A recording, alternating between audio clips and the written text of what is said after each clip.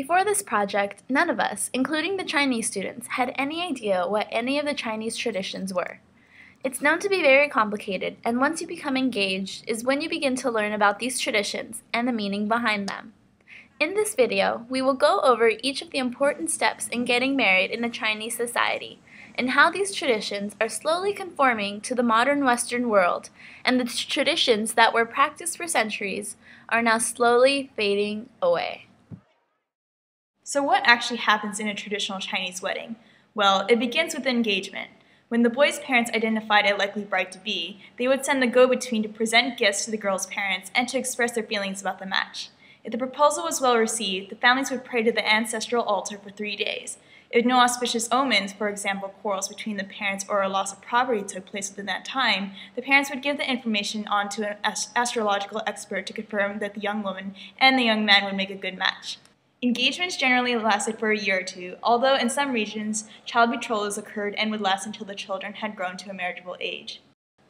On the wedding day, the bride wakes up early to begin to prepare for this important day, so she gets her hair styled with a crown on her head, with a red veil or beads covering her face. The newlyweds would not officially see each other until their wedding night.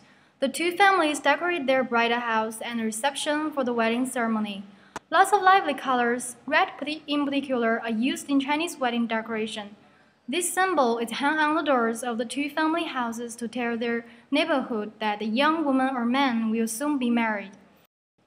On arriving at the bride's house, the groom's party was met by the bride's friends, who would not strengthen the bride until they were satisfied by red packets of money from the groom's representative. This was the occasion of much good-natured haggling before the two parties could reach an arrangement.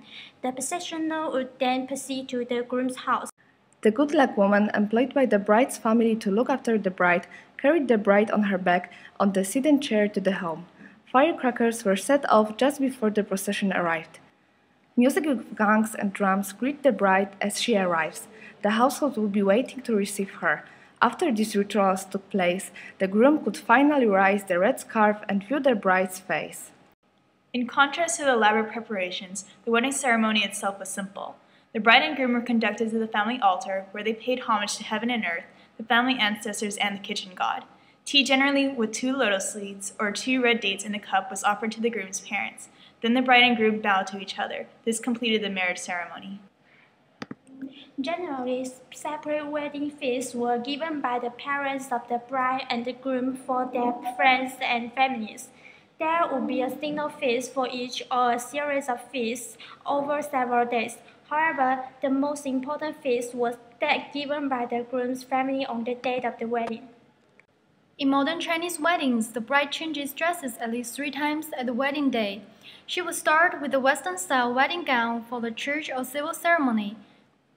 Then, at the tea ceremony at the groom's house, she would change to a traditional Chinese bridal dress, which she will wear to the reception too. Before the end of the banquet, she would change into a cocktail dress and greet the guests. Many of these extravagant transitions have been slowly fading away with the modernization of society. Western weddings have become the norm all over the world, and traditions and rituals that have been done for many centuries are disappearing. In Chinese weddings, the traditions ensured that the couple would stay together forever and live happy lives.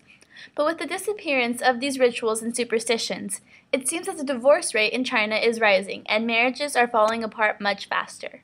Coincidence? You decide. Just say I do.